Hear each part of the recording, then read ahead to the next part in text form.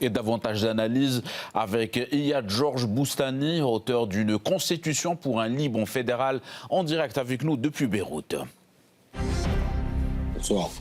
Bonsoir à vous, Monsieur Boustani. Merci d'être avec nous sur RT en français.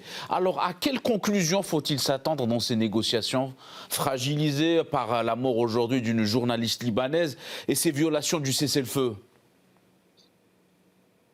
Eh bien, il ne faut pas s'attendre à grand-chose. Pour une raison simple.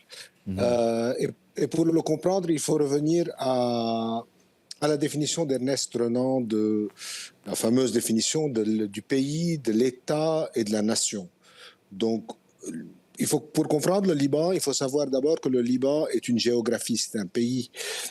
Il y a aussi un État, mais ce qui fut dans le temps une nation ne l'est plus aujourd'hui, c'est une structure multinationale.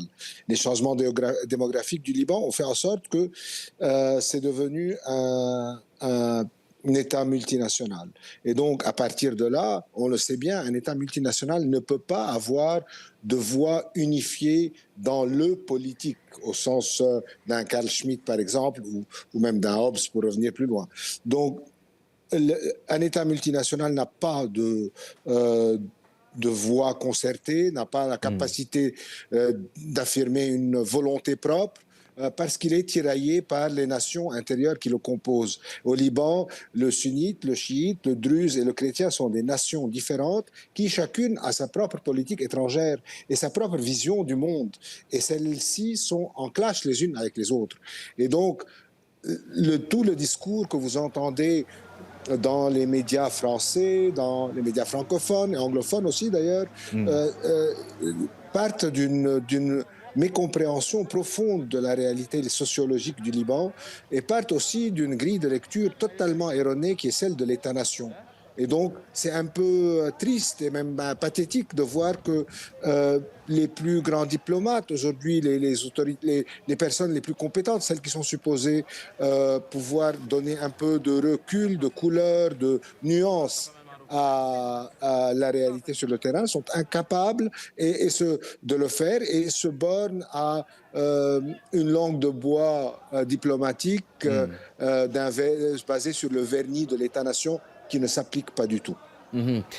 Et il y a, Monsieur Boustani, une question cruciale lors de ces négociations. Vous avez évoqué la diversité de la société libanaise. La question du désarmement du Hezbollah reste un point difficile à régler pour le gouvernement libanais. Quelles sont les cartes de Beyrouth sur ce dossier ?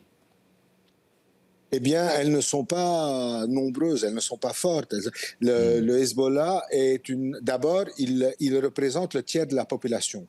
Donc, déjà, antagoniser le tiers de sa propre population est une affaire qui n'est pas mince. Et deuxièmement, ces leviers au sein du gouvernement et du Parlement, donc de la structure étatiques et du fonctionnement de la République sont tels qu'il peut mettre en échec n'importe quelle initiative légale qui pourrait mener à un désarmement. Et le troisième point, et probablement le plus important, c'est que autour de 35 à 40% des soldats de l'armée libanaise elle-même sont chiites. Et donc, de ce fait même, sont favorables, peu ou prou, en fait beaucoup, aux thèses du Hezbollah. Et donc, l'idée d'une confrontation romantique entre l'armée et la milice ne tient pas le coup. Donc, en réalité, le Liban est l'otage de lui-même et ne pourra aller ni à droite, ni à gauche, et va rester le démon de ces tiraillements internes qui ont, tant que le système restera ce qu'il est, ça veut dire un système centralisé et unitaire qui met un pouvoir central totalement contesté entre les mains de partis totalement avec aux visions du monde totalement divergentes. Alors, Monsieur Boustani, on a évoqué le Liban.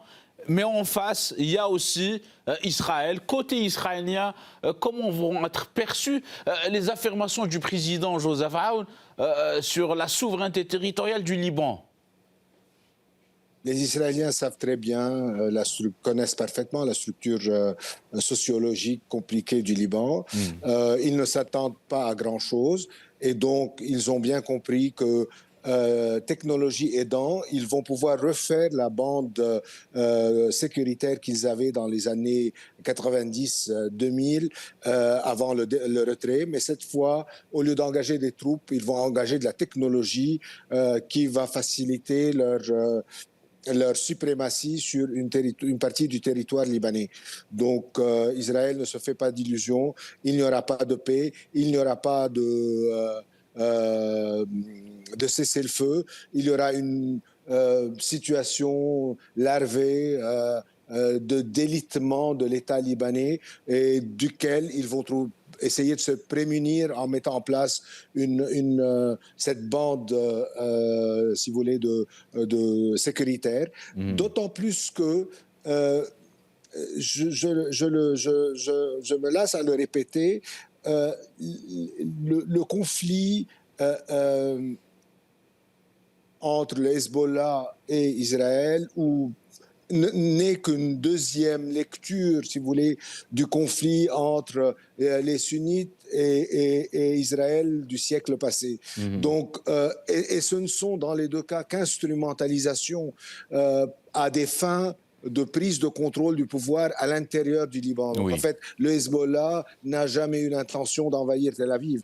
Tout ce qu'il a voulu faire, c'était s'arroger le droit moral au nom d'une lutte contre l'ennemi ultime qu'est Israël, de ne pas s'assouvir aux contraintes légales d'un système centralisé qu'est l'État libanais. Donc en fait, en se disant chantre de cette lutte-là, il s'affranchit du droit, il s'affranchit de la nécessité de se formaté dans un cadre constitutionnel prédéfini.